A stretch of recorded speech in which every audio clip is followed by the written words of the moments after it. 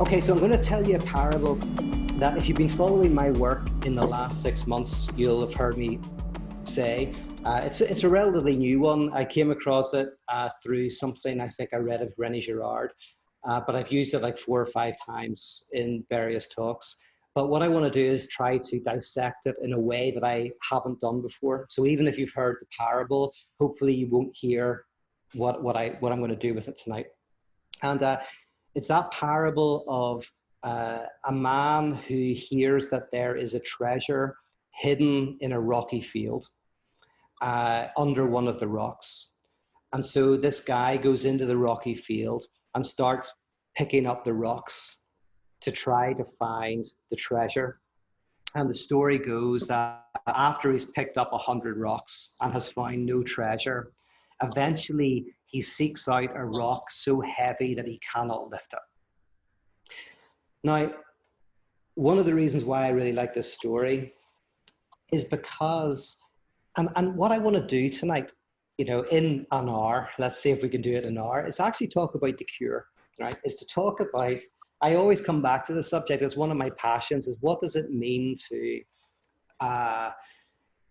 find depth and meaning in life, to commit yourself to a vocation that is transformative, that is not about happiness or positivity. I kind of want to reject a lot of that, but that brings depth and meaning to your existence and connects you with the world.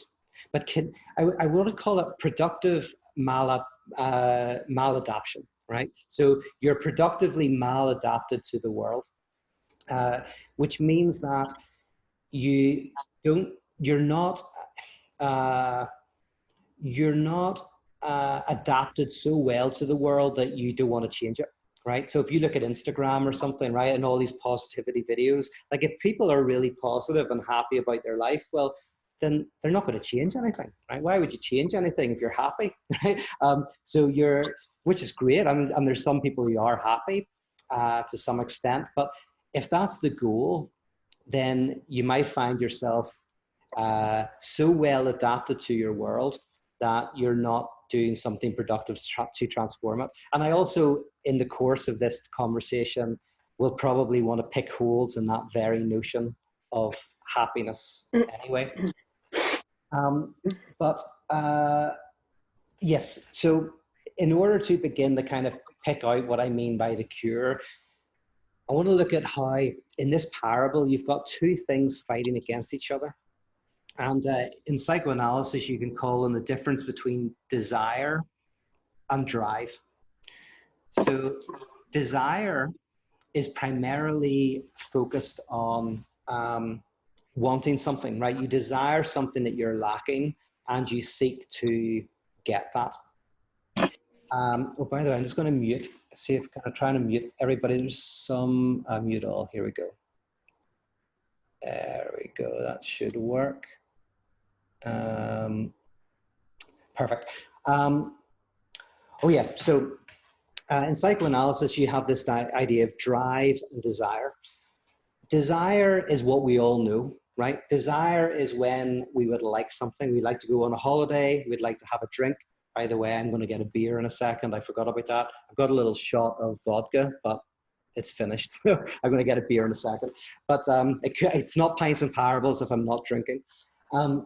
So I want a beer, right? In daily life, we desire things. So that's what we understand. That's our consciousness. But drive is related to loss. It's related to sacrifice. It's related to what we don't have. And that's unconscious because we don't directly want sacrifice. We don't directly want loss. In fact, in our conscious lives, that's the last thing we want. This is why actually the drive, you could say, is never made conscious, because they're two different registers in our lives. And the register of loss is kind of, it's completely anathema to our everyday lives, where we want things, where we revolve around certain desires and fulfilling those desires, bringing homeostasis into our lives, bringing a certain peace into our existence. So why do we have this notion of drive? So in the parable, right, the desire is for the treasure. The guy's lifting these rocks to find the treasure. So that's desire. We don't really need to explain that in any serious way. Although we do, because why do we desire things? Desire isn't inherent in objects, right? Because we all desire different things, right? If desire was inherent in an object, then we'd all desire the same object. So there is a question of why we desire things. We don't think there is, but there is a question, and drive might help us answer that question. So, but anyway, we don't have to answer it in terms of our everyday lives. We can understand this guy wants to find the treasure. He's lifting all of the rocks. Drive is where he tries to find a rock that he can't lift. Drive is this revolving around not getting what you want, right? Not getting the treasure. And Freud, this was Freud's breakthrough, right? In many ways, psychoanalysis is a discipline that is birthed from the realization that we often don't want what we think we want, right? So there's kind of like there's a BC and an AD of Freud, and it's around the book called Beyond the Pleasure Principle, right? Where Freud confronts this weird thing in the clinic where people keep going back to unpleasant experiences, or they keep reliving in their lives things that are damaging and destructive to them. And he starts to try to theorize why this is, and he offers a number of theories, and they kind of increase in complexity and insight as they go along. And there's a difference between counseling and analysis. So in counseling, pretty much it's the level of desire, right? It's the level of, just like if you break your arm, if you put it in a cast and you look after it, it will eventually heal, right? And so counseling is a similar thing. To counsel means somebody wants to live a good life. They want to fix themselves. They do want to be in suffering. So if you give them the right counsel, they can begin to make changes in their lives and become better, right? And from an evolutionary psychology perspective, that makes sense. Because in evolutionary psychology, the idea is that the evolution is reinscribed into the psychic life. And in evolution, things left to their own devices adapt and survive. So of course, then putting that into the subjective realm means that human beings left to their own devices and with a little bit of help, a little bit of positive reinforcement, a little bit of cognitive behavioral therapy, whatever, will be able to, improve their lives. But if you take the death drive seriously, which is this drive that I'm talking about, then you hit a really difficult thing, which is what if there's a part of us that doesn't want what is good for us? What if there is a part of us that is self-destructive? What if people vote against their own self-interests? What about if people act in ways that are knowingly destructive to them, going out with people who they know are bad for them, or doing work that they know is going to give them a heart attack and lessen their lives, right? So we enter into this weird space of what's called the death drive. Now, I'm going to tell you another story. And again, this is one that I told in the Parotheology 101 course, so you might have heard me tell it. But it's from Greek mythology, and it's about Orpheus and Eurydice, who are deeply in love. They're married, but the love affair is cut short, right? It's prophesied that it's going to be cut short, and it is cut short. Eurydice dies from a snake bite and is brought down to the underworld. Well, Orpheus is distraught, and he does everything in his power to get her back. And he is brave enough and strong enough to go into the underworld to confront Cerberus, the three-headed hound, and eventually confront Hades himself. And Hades is so impressed that Hades says, okay, you can take Eurydice out of the underworld, but you've got to you've got to accomplish one more task. And Orpheus is ready for anything. Like, he's already gone into the underworld. Like, what else? What else is there, right? But then he's shocked because the task is super easy. The task is that he just simply has to walk out of the underworld, and Eurydice will follow him. I think he's going to play his lyre. He's a musician, right? So he's going to play the music, and she's going to follow him out. And the only thing he has to do is not look back. And if he doesn't look back, Eurydice will be released from the underworld, and they will be together forever. Well, of course, what does Orpheus do at the last minute? Well, he loses his nerve, and he looks back to see if Eurydice is really following him. And at that moment, he sees Eurydice being pulled back into the underworld, so they can never be together. Again, this is a beautiful representation of the difference between desire and drive, and how they confront each other. His desire is to be with Eurydice. His desire is to have the love affair, the relationship, the marriage, grow old together. That's the desire. But the drive is to lose her, is to not have her. Now, consciously, he's not even aware of it. And that's why we read the parable. When we read that story, the common sense reading is just that Orpheus is an idiot, right? The common sense reading is to go like, oh, he's just impatient and, whatever, a stupid guy or whatever. But actually what we do is we glimpse the unconscious. And this is why I said earlier about why do we desire what we desire, right? Potentially, desire is related to loss. We desire what we need to sacrifice for, and we desire what we cannot have, and we desire what we have to risk our lives for, right? So now there's this really weird connection between desire and loss that is caught. And Orpheus, I know someone like this. I know I have a friend, and she in order to be married and happily married, right, she has to have somebody else who she cannot have from her past.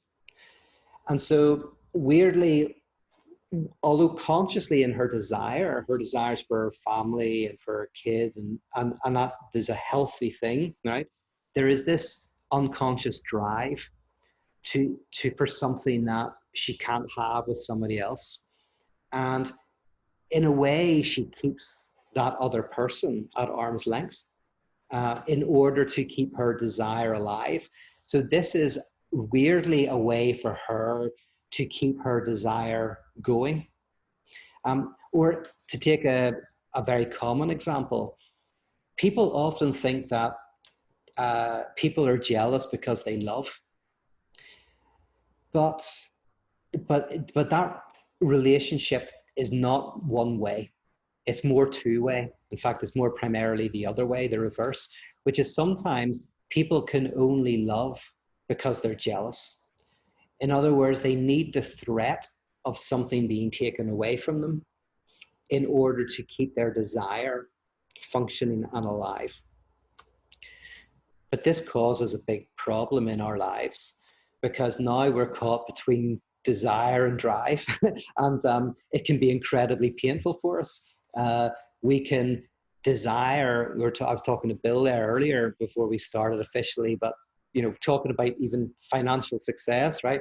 Somebody can desire wealth, but their drive it means that they continually never have enough. Right? The drive is, it's never enough. There's always a lack. There's always something. And at its most negative, it means you can never enjoy what you have, because there's always this drive for more. And the drive keeps desire alive while frustrating it. So the analyst, Bruce Fink, talks about how we cannot enjoy our enjoyment. And that's very key. The idea we cannot enjoy our enjoyment. What that means is that we are getting enjoyment out of our lack, right? Orpheus is getting enjoyment out of seeing Eurydice leave. Because what is he getting? Well, he's getting the fantasy of them being together and how incredible the relationship could be if only they could be together. A kind of fantasy that could never fully be lived out in reality, right? Because real love is difficult, it's painful. It's not this kind of like a Bachelor type thing, the show The Bachelor, where everything's very beautiful and perfect and all of that. As far as I know, The Bachelor has a very low success rate in terms of their marriages. I think it's under 15%, right? Which isn't surprising. So the difficulty is we are getting enjoyment out of drive, but we often aren't enjoying our enjoyment. We are, in the words of Lacan, we're taking too long a route towards our enjoyment. We're kind of like, we're too far away from it. The journey that we're on is just is too difficult, and we're finding it very painful. So a lot of psychoanalysis is about how to shorten the circuit, how to kind of enjoy the loss in a more productive way. And I want to say one more thing, and then I'm going to kind of open it up for some discussion. But this is my concern with some forms of therapies and new age stuff and kind of things around psychedelics and stuff. And I'm not against them as kind of having a potential therapeutic value or being very enjoyable to do. But one concern I have is that although I'm kind of interested in researching this a little bit more, but is that we often want to escape the drive. We want to unplug from reality. We want to have what can be called an autistic jouissance, which is a kind of pleasure in which we kind of are taken out of the world. We're unplugged from the world. And that weirdly is interconnected with the experience of oneness, because you're both unplugged from the world and the world with all of this lack, but then you feel yourself connected with everyone insofar as they are like you, right? So that's why you're still unplugged, right? You can have this very beautiful experience of oneness with everybody, but they have to fit within your world, and then you feel kind of at one with everything. In parotheology, the idea is not to unplug from your experience of lack, and it's not to kind of what's connected with that, which is to feel a sense of oneness with the world, so an adaptation with the world. So you're weirdly both unplugged from the world and very well adapted to the world, right? You can experience what is and enjoy what is and feel yourself at peace with what is. In parotheology, the idea is, how do we shorten the and this is a word, I'm using Lacan here, but how do we shorten the circuit? How do we enjoy our lack of enjoyment? How do we experience a type of depth and value in life in our yearning for something we do not have? And the name for this is love, right? Love is a yearning that is pleasurable. Whenever you love a cause or a person, you yearn and you are full of desire and longing, but it is a yearning that is exquisite in its suffering and its joy. And it's what connects you with the world. It like anchors you into some part of the world. And if you have a cause that you love, it gives you meaning, even in the midst of difficulties. And so in relation to the parable of the rocky field and the story of Orpheus and Eurydice, I think what we can take out of these is an understanding of desire and drive, how they're interconnected, how we can never resolve the conflict between the two, but maybe there is a way for us to turn that conflict into something meaningful and positive and good. And I think that's connected with the mission and the vocation of parotheology.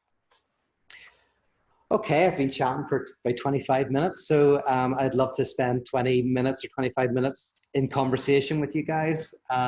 So please, does somebody want to kick off the conversation?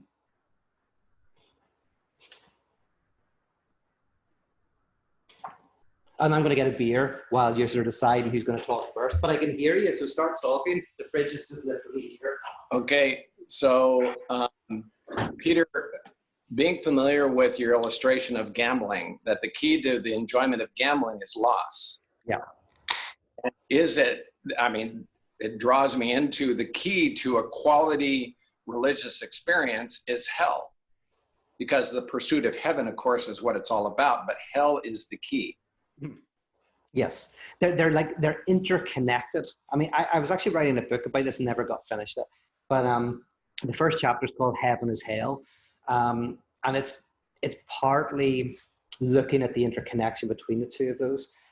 But sorry, keep going. Talk what were we saying? So in terms of the gambling then, what's your... Well, it's the whole thing, you know, professionally having experience in addictions and addiction abatement is the draw is always to the negative.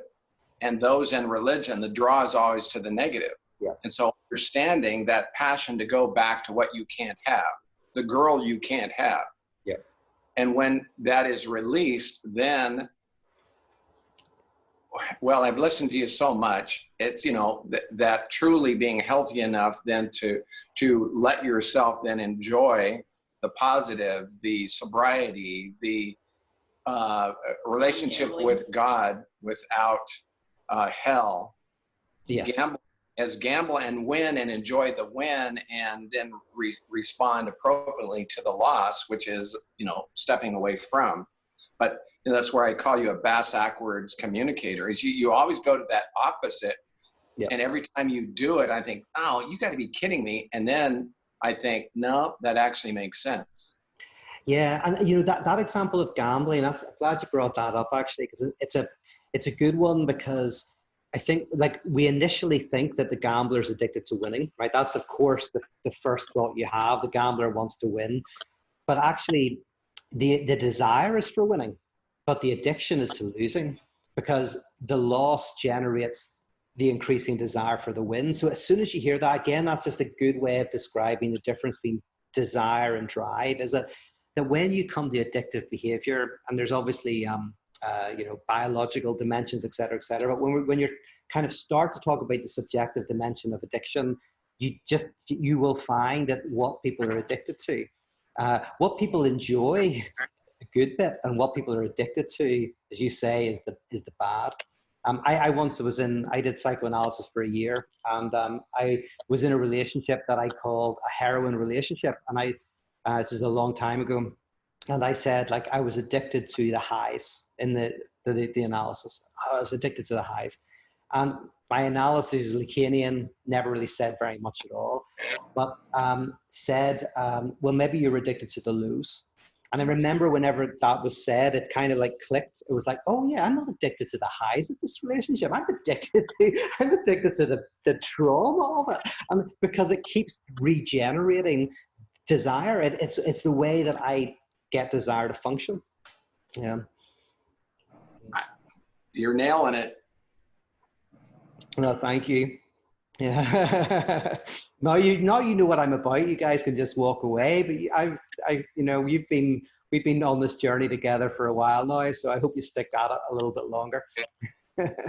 I know you're helping other people through this now. In fact, for everybody else, Jean and Dee Dee and myself are talking about doing developing some course, and they'd be developing some facilitation groups to help people walk through these ideas in a very practical way. So that's stuff that's going to hopefully happen soon. Yeah, to add on to it, I'm an applicationalist. Peter, you're brilliant. I love it. And I find others, like, as in, if you're in the AA model and you've come through a period of addiction, usually it starts 10, 13, 14, through your high school years, your education is muted oftentimes, but you get to that point where you go, this is killing me. And they then step into the process of sobriety, with a modest education, oftentimes very brilliant and smart, but the encouragement to come and how do you bring it down to that level? You go, oh, I see what you're talking about. And even religiously, is that those who say, I know they meant well, but it didn't work.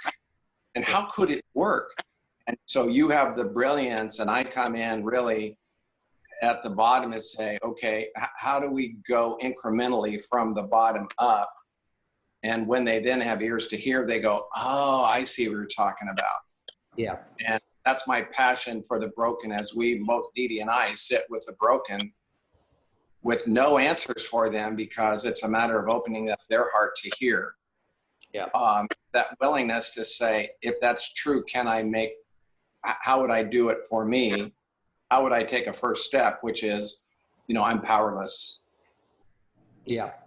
And starting the process. So I appreciate your respect for what we're reaching out for, and I really appreciate it. Yeah, I mean, one of my most profound experiences I have had in this work was when some people invited me to, they did prison work, and they invited me to go and visit some long-term prisoners who were in from anywhere between 18 years and life. And I was in Nashville. So I went, and there was a group of us, and we're in a circle, and I was told when I was going in, they're like, listen, one thing you don't do, by the way, is, and I don't ask why people are in, right? That's not something you do, right? You might have seen it in the movie or whatever, but people are, going to be private about that stuff. But in the circle, I remember talking about these ideas and talking about how, also talking about how we have to confront the darkness in ourselves. We can't run from it. And I was kind of going like, this is all can be very abstract. And I was wondering how it would go down. And the people in the room just were like completely were there, and we're going like, no, we totally understand this. So we're like, we live this. And they went round, and what was really powerful was they started to say why they were in prison. And some of them started talking very, very personally. And they said, like, when you go to prison, you either confront the monstrous dimension of yourself, or you become that monster. And I was like, it was very powerful for me, because I was like going like, this can all sound very abstract, but actually the people who understood it best were these people who'd been in prison for 20 years. Like, okay, this is where the rubber hits the road. Yeah, I agree. I'm going to pipe in here, because I think that there's something quite interesting about the concept that we're all in a type of prison at the moment, and especially as an Australian, my country was created as a prison for England. So, at the moment, the sort of self-confinement and the idea that, I guess, to sort of come out of it at the moment, there's a huge amount of binging on narrative. So everyone's watching Netflix, and there's a huge amount of stimulation happening and addiction to story and narrative in a sort of Joan Didion kind of way. And I've been thinking a lot as well, as you were talking about how narratives around love become addictive as well. Like, they follow a certain pattern, and there's always the sort of grand gesture, or the, especially with Orpheus and Eurydice. And I'm sort of circling around these ideas that being addicted to narratives is probably a part of the human condition. And it's sort of why parables are important, why grand texts are important, why poetry is important. And at the moment, the opposite of addiction to narrative is perhaps silence or boredom or disconnection. So it's not necessarily you need a drug to unplug. You need to unplug from every single narrative. Just remove yourself, blank out from any narrative that you could be thinking about the government, about your country, about love, about God, about anything. Yeah.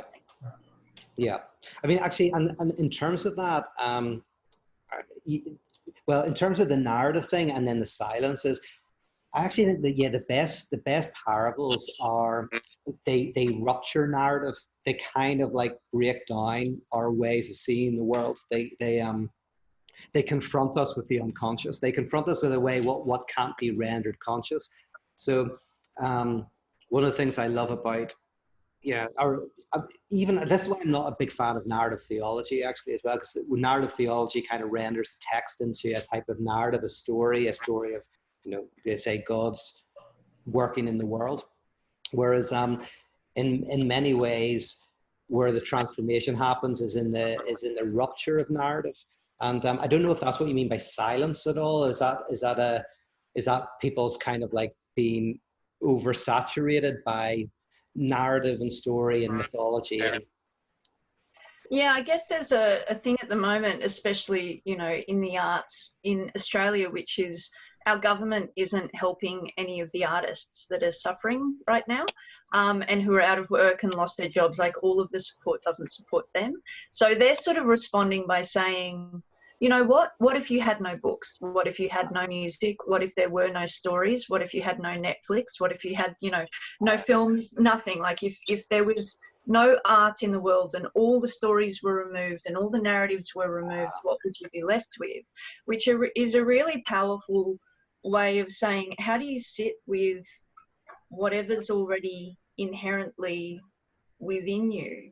What do we become reduced to if it's just biology? Or if we sort of, you know, completely, you know, go to the tabula rasa and just wind it right back, what are we left with? And coronavirus, I think, in a way, has asked us to reevaluate a lot of things that we take for granted, as far as what are our distractions.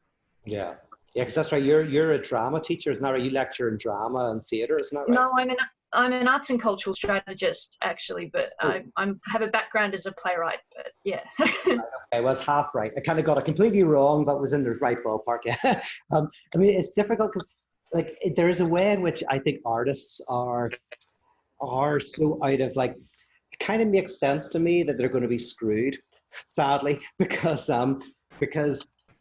great artists don't reflect ideology. They you know, their work often confronts us with the fractures in ideology. They confront us with the gaze, and so, yeah, they're not going to be the first that the society is going to support sometimes, unless you've got a very healthy government, I guess. But yeah, like, I mean, even then you can think, you know, should the government be running any, like, should the government support punk music in a way? You know, and then you come back to this idea that you've said before, which is about productively being maladapted to the world, which is basically what an artist is. They're just generating stuff because they're outside. But it's weird because they're both outside and integral and integrated and a part of everything to such a degree that they're invisible. They're so ubiquitous that they're nothing. Like, even with, you know, a text like the Bible that was still written, that is still art. So yeah, I think about that sort of constant, the continuum that you're talking about, and the fact that you can't actually escape both states of being at once. The cognitive dissonance, I guess. Yeah, I mean, the curse of an artist, I think, is generally productive maladaptation. And sadly, a lot of artists are maladapted unproductively, and maybe they end up killing themselves, whatever. And then some artists aren't maladapted, and then they start creating Hollywood movies. But artists are, I think, generally cursed with productive maladaptation.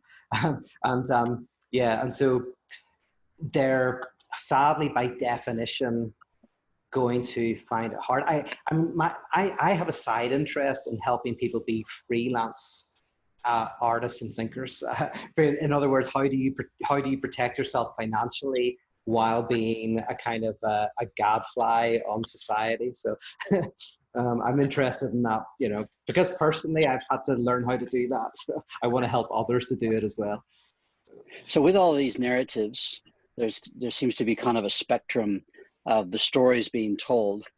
I'm struggling with the conspiracy narratives that especially are coming out with Corona.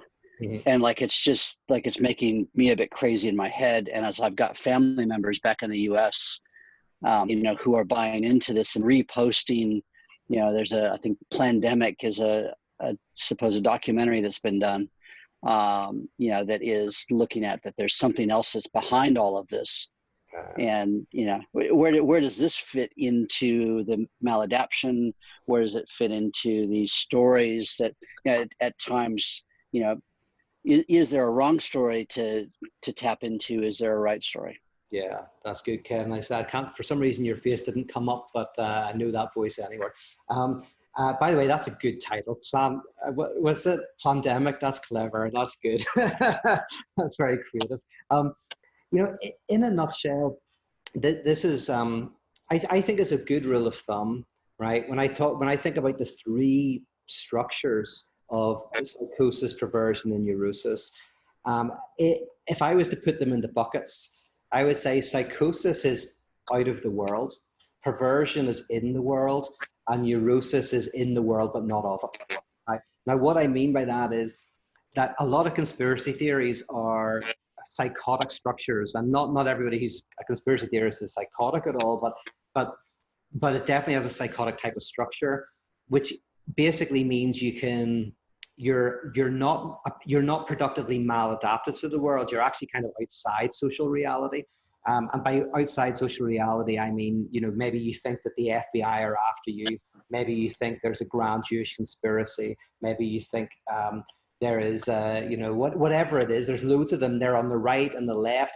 It's a sense in which there's a kind of panopticon of surveillance. You're being looked at, you're being talked to, you're being controlled, but you can't quite isolate where it's coming from. So I sometimes think that of like the conspiracy theories, and by the way, again, not all conspiracy theories are bad. And I think if someone has a psychotic structure, they can turn that to good, become a really good investigative journalist, uncover some really important problems.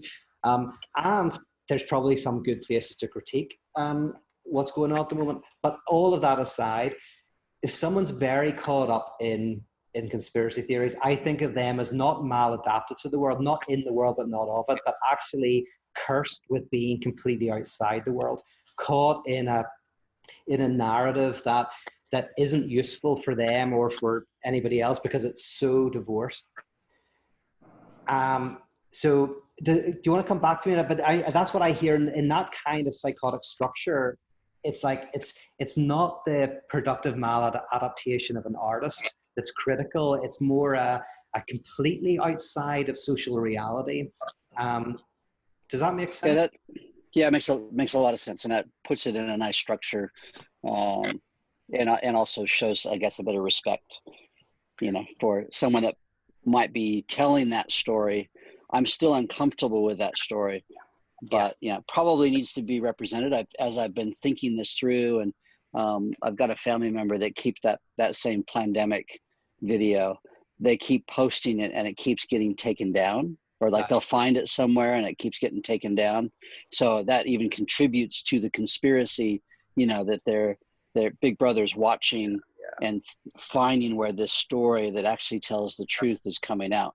I know. And I'm all about the subversive and the rupturing and all of that, but I think that some of this pulls us into a non-productive area that we're not actually having a good influence.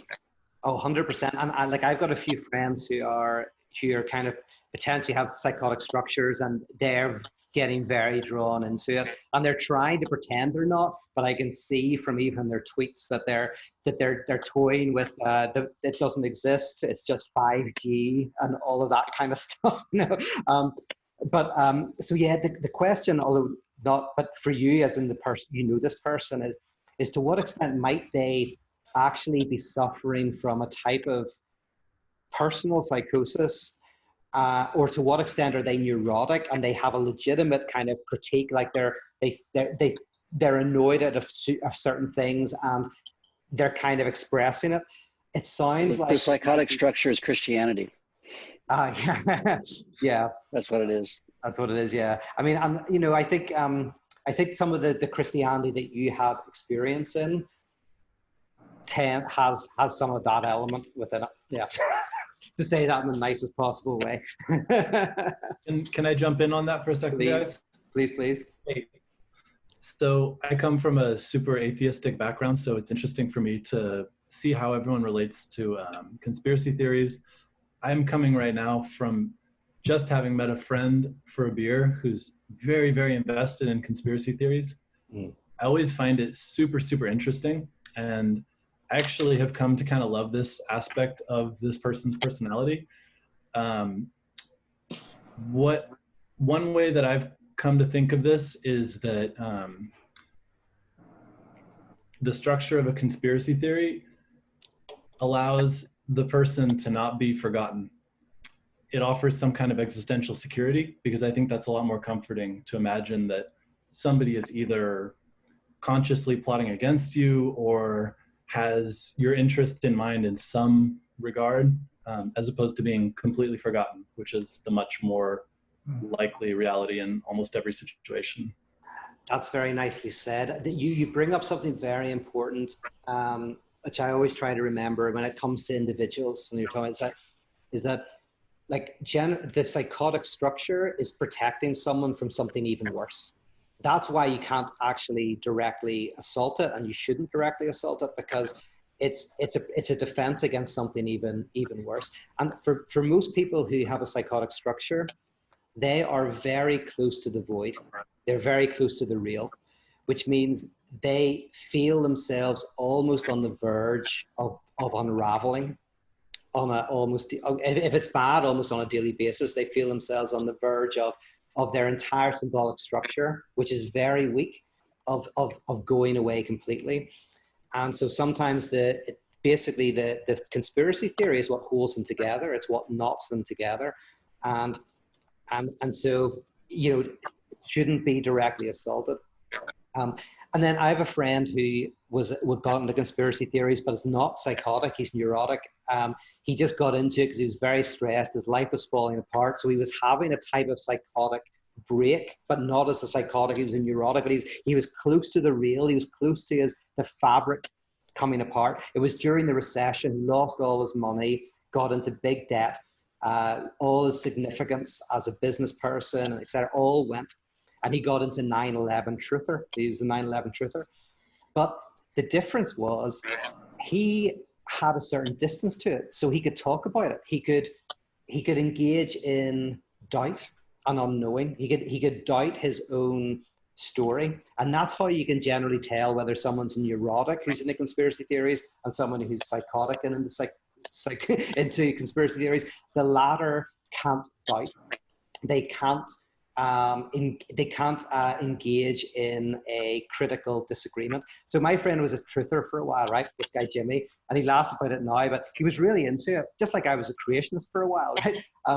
But there was a certain level of rationality that underpinned it, that allowed for discussion. When that's not there, you're probably dealing with someone who's very close to the real, very close to their reality unraveling.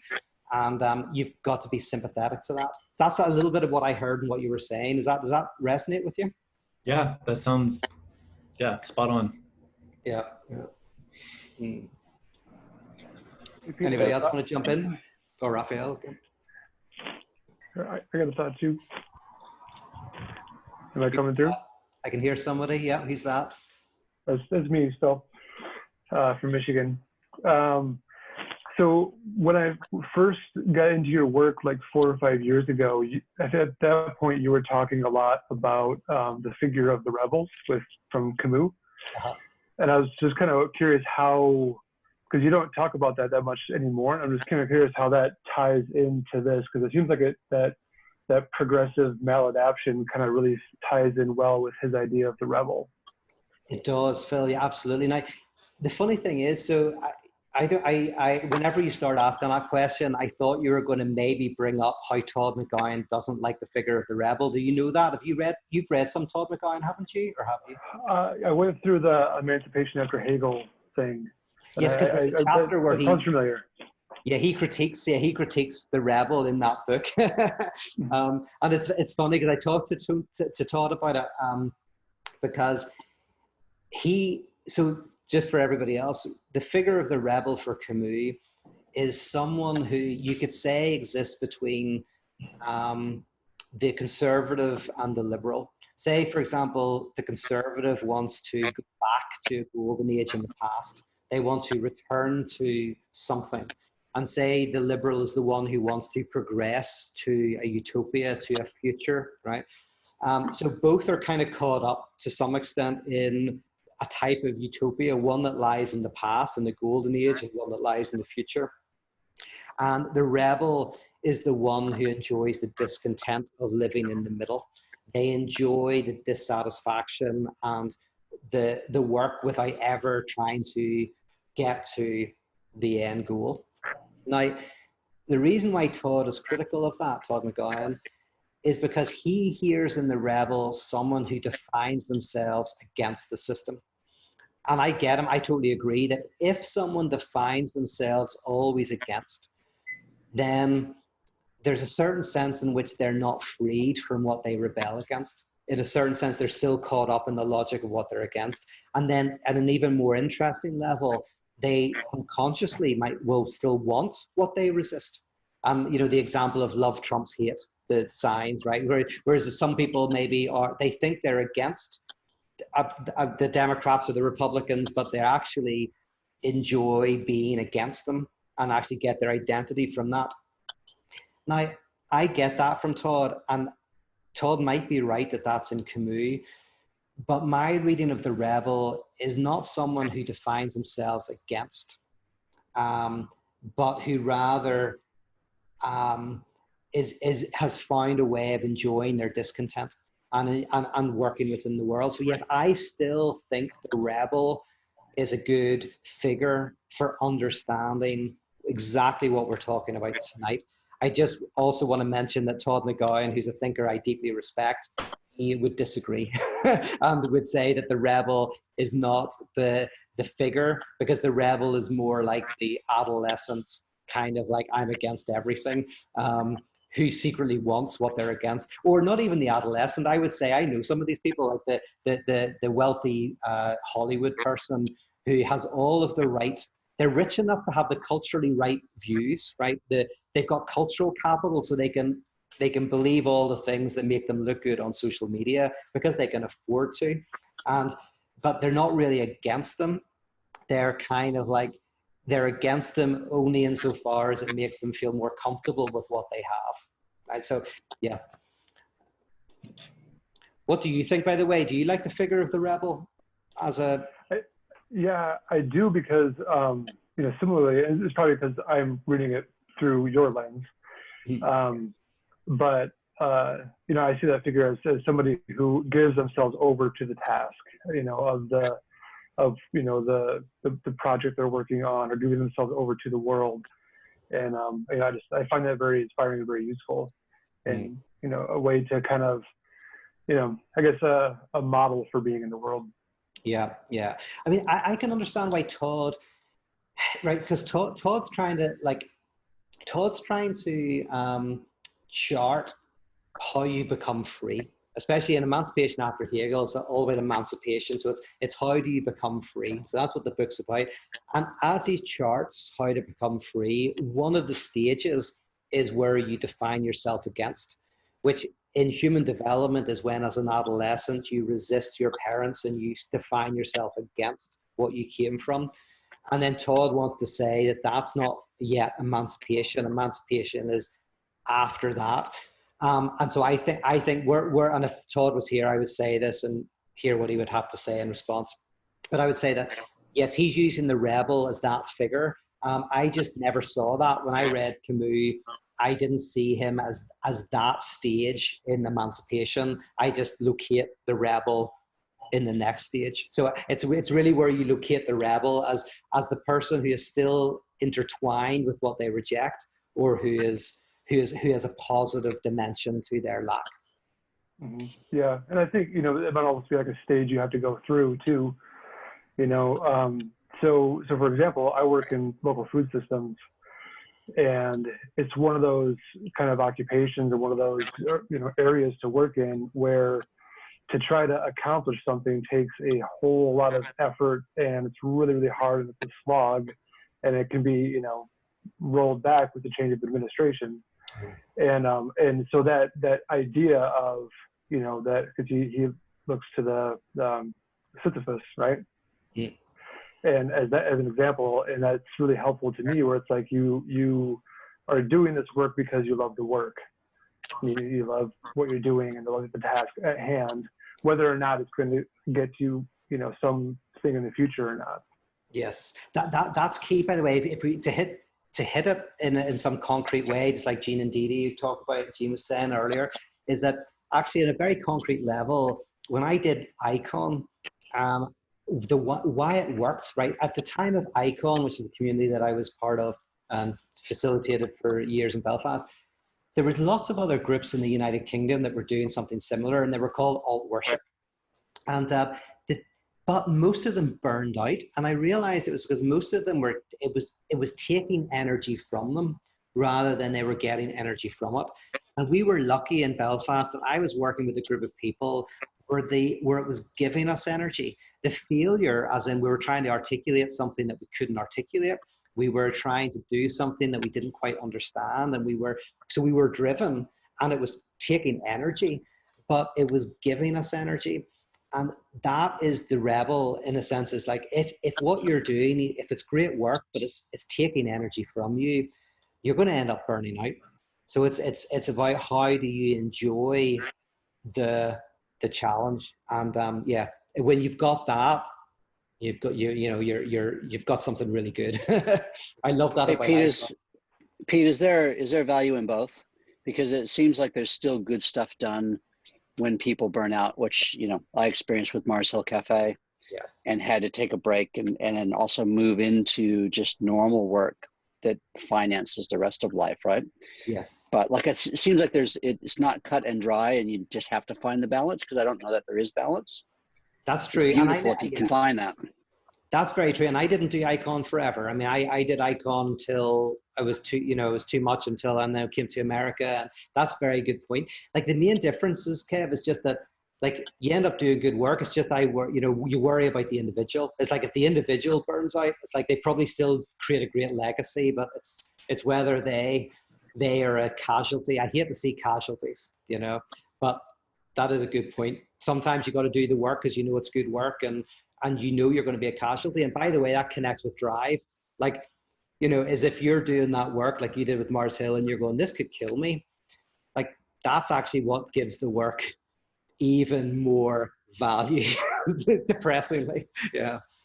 Well, and I think that stuff continues on. I'm sure that Icon people are still connected with your work and with you personally and all of that. And people constantly rear their head from what we did. And at times it's still wearying, but those moments are kind of like, wow, this was great. And, you know, so grateful to have been a part of. Yeah. One of my favorite Icon events was in your cafe.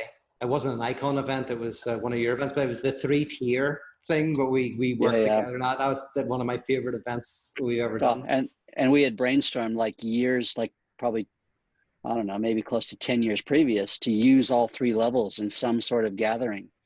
And, you know, that was kind of a realization of a dream. It was amazing. Just to let people know what happened there. And so a few of us, I was in Australia, I was in Sydney, and we went away, and some of this might be wrong, Kev, so add to it if I'm completely misremembering, but we went away and we planned an event together in this cafe that Kev was running. And what we did, which I remember this well, it's beautiful. We thought there's 3 levels to it. And so people came in on the ground level. So if you think of the psyche as the superego, the ego, and the id, right? Similar kind of structure. So people come in at the level of the ego and the self, and someone was holding up a sign, not saying anything, just holding up a sign. And depending on how you read it, you were pointed upstairs or downstairs. And the sign said, God is now here, or God is nowhere, right? It was all one word.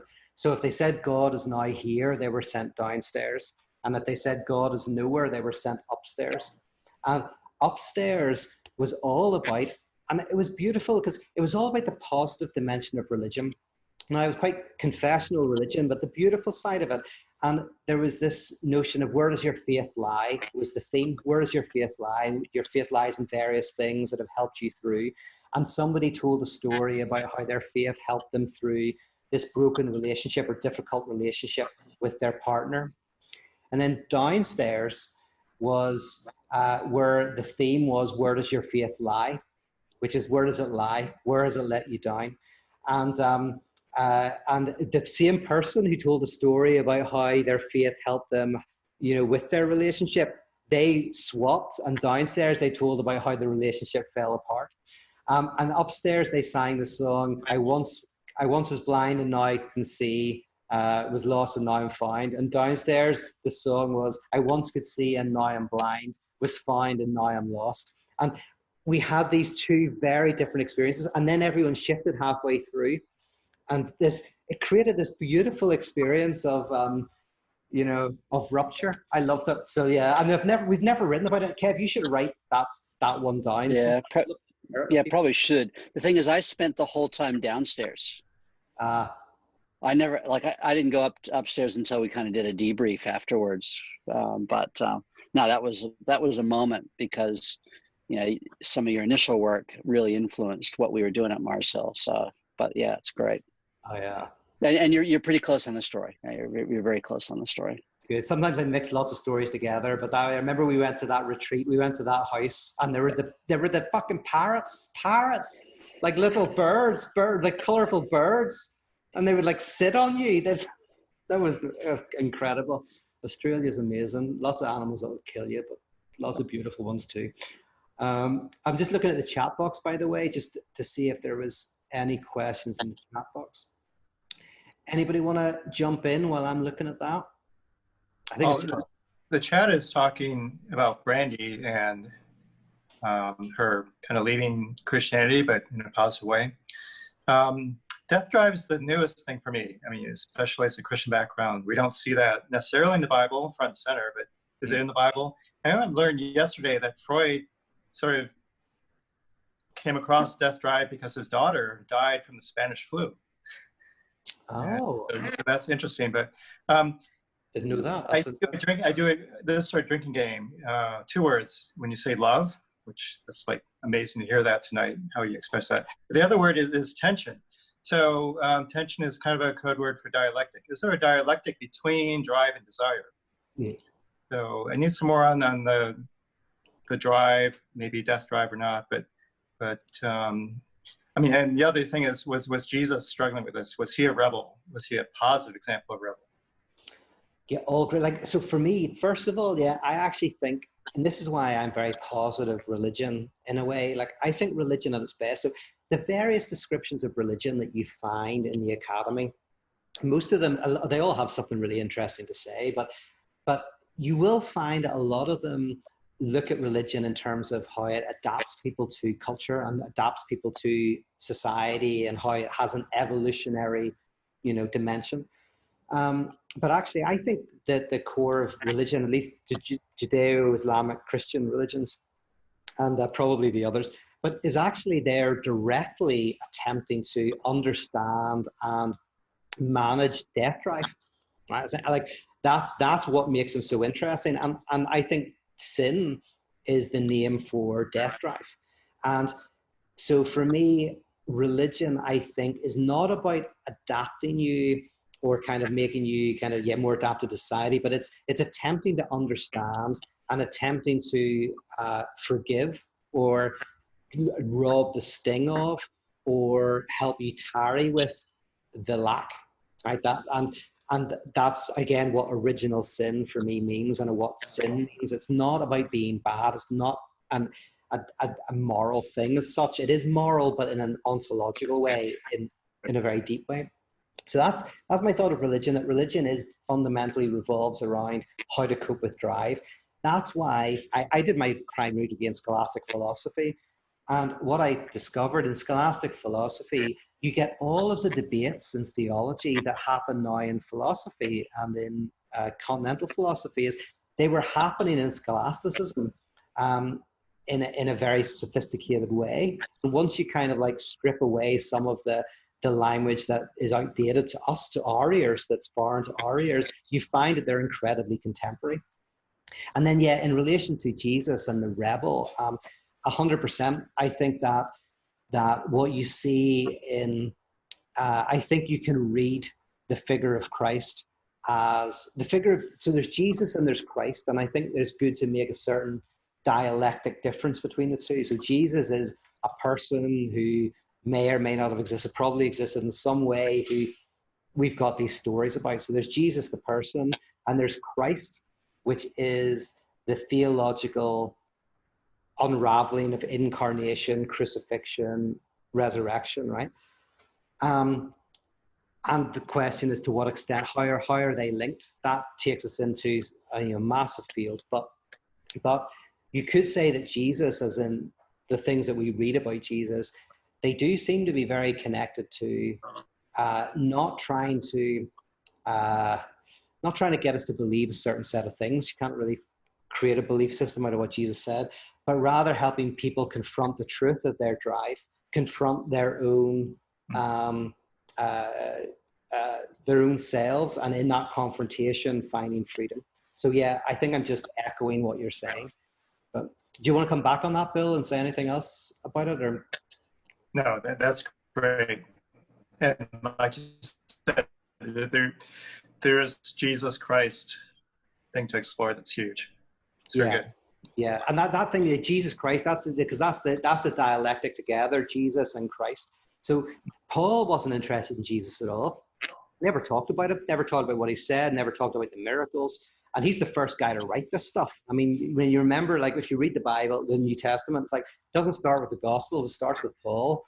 And you go, and I said, the first person to write this stuff down doesn't care about Jesus at all, right? Except insofar as he died, crucifixion, resurrection. But that's interesting, because if you're a Paulinian, you're kind of interested in this, in the theological meaning of these ideas, and that's what parotheology is. It's very Paulinian in a way. Yeah, Paul was very systemic, right? And Jesus not. Yeah. Oh yeah. I mean, Jesus, like you don't get anything about Jesus until like, I don't know what, 70 years after his death. I can't remember when Mark was written, but the earliest gospel is still a generation or two generations from Jesus. You got Paul is just, he finds something fascinating in this notion of the death of God, and then that's what is unraveled over thousands of years. is the crazy philosophical, for me, the philosophical meaning of the death of God is what fascinates me.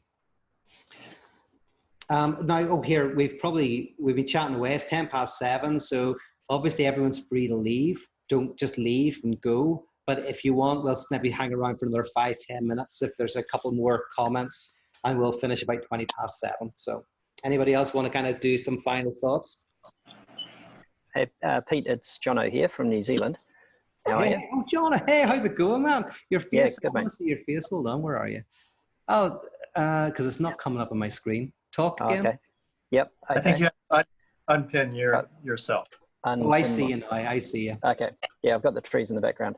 Yeah, I was just keen on hearing a bit more from you about the interactions between loss and desire and drive. And I guess just the personal observation I've had within myself and seeing others around me when you go through some deep waters, or you work your way through an unusual thing in your life that you've confronted with, it gives you a bigger engine and builds your compassion for helping others. And yeah, just about some more about those interrelationships, I guess. Yeah, I love what you're saying about like the more that you're aware of these things in yourself, the more compassionate you can be. I like that. If you can't be compassionate about how people self-destruct and how people engage in self-destructive behavior, and it just annoys you when you see it, right? Why does that person keep repeating what's called compulsive repetition? They keep repeating their same destructive behavior. They break up with different people, but they have the same script, right? You know, why is that? then it's probably because we haven't kind of like enough connection with that dimension of ourselves and of how drive works within ourselves. So can you talk a little bit more about what you're asking? Because I think I get what you're saying, but am I on the right lines of what you're? Yeah. I guess it's just around like the observation that sometimes it takes, you know, getting to the end of yourself or what your paradigm for living and the assumptions you had, and if you have a bit of a meltdown or a breakdown, or you actually confront something traumatic that's gone on in your past, that actually you find afterwards in time that you're propelled into, I don't know, a better directed drive and a greater depth of compassion. Yeah. I mean, like, go ahead.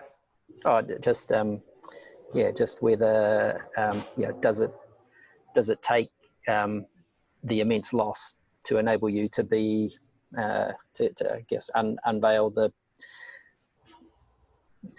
deeper strengths in helping others.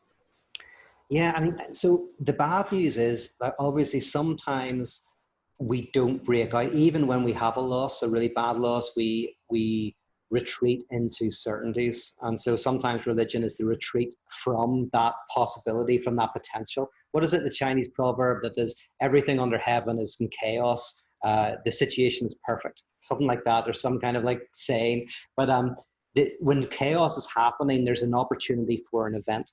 And an event is something that can make a radical change, but there's always a temptation to dig in. And that's what Paul Tillich says fundamentalism, by the way, is. He says fundamentalism is not certainty, it's repressed uncertainty. So you're not a fundamentalist if you think you're right? You're probably just naive, right? But you think you're right because you grew up always thinking you're right. You're always around people who think the same as you. Nothing wrong with that. But the moment when you're confronted with people who think differently from you, who are maybe smarter than you and have read more, you've got a choice. And the choice is to go, oh God, I never thought about that. Let's talk more. Or to close your ears and go, I'm not listening. And for Tillich, that's when fundamentalism starts. So it's not certainty, it's repressed uncertainty. It's when you're confronted. So the big thing for me is when it's like the A-team, right? You know, like when there's trouble in the community, right? If the A-team show up, they can make a change and it becomes good and useful, and then they leave at the end. If the A-team don't show up, it's probably going to be a disaster, right?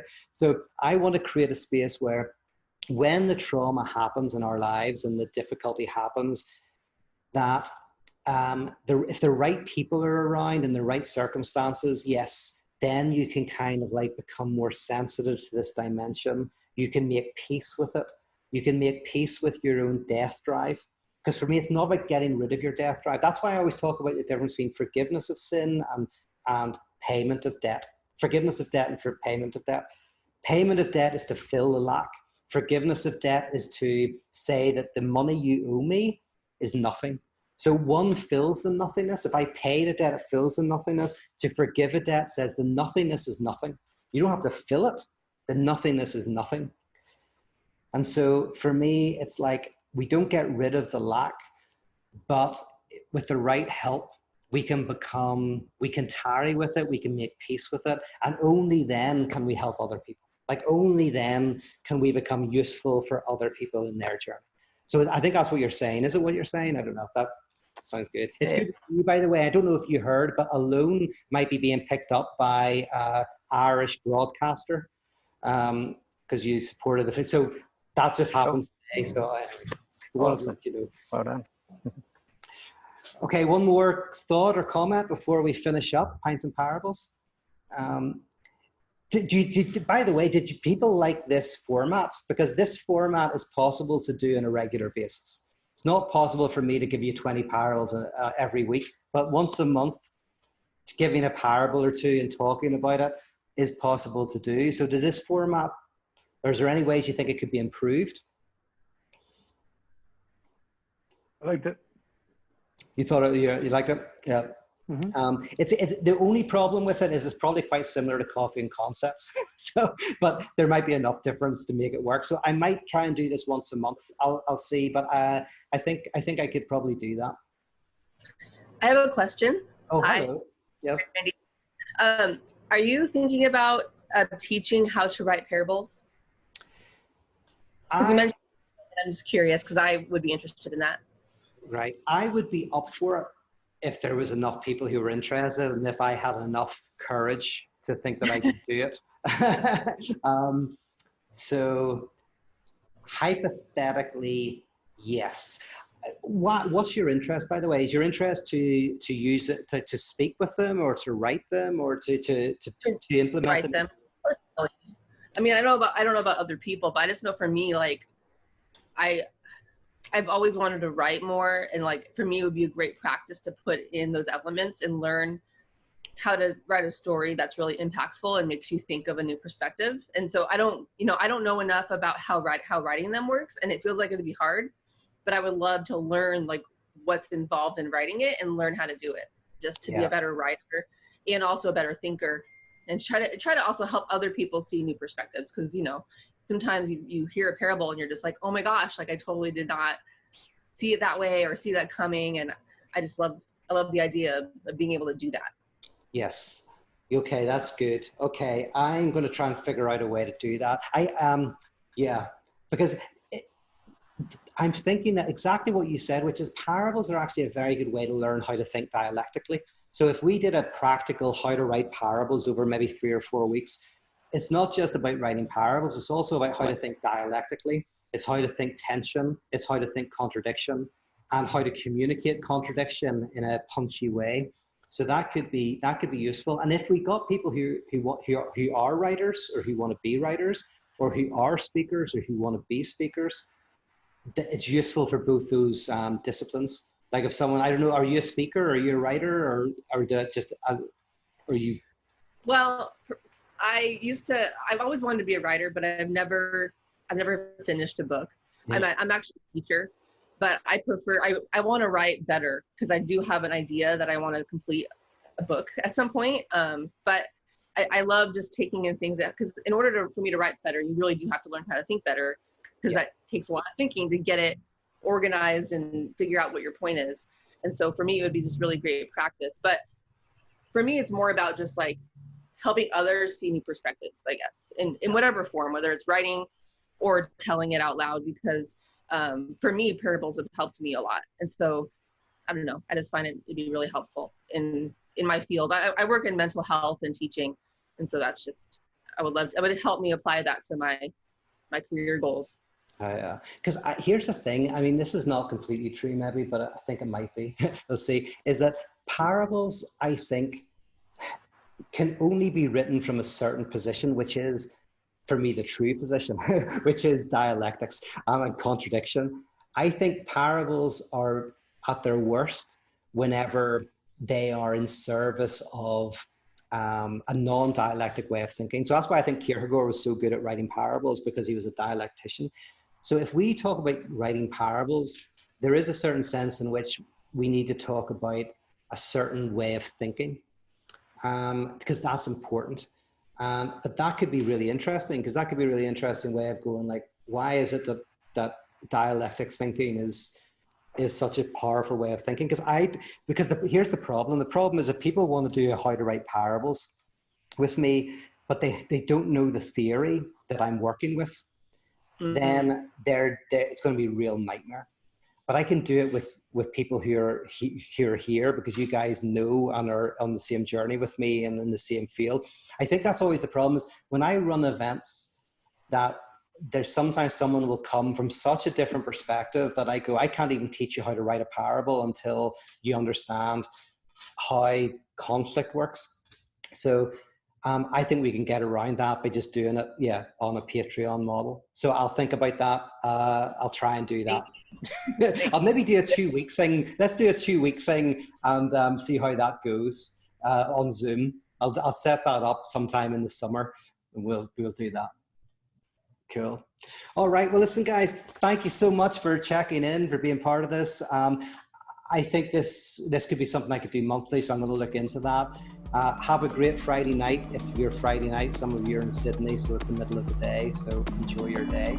And I'll see you again soon.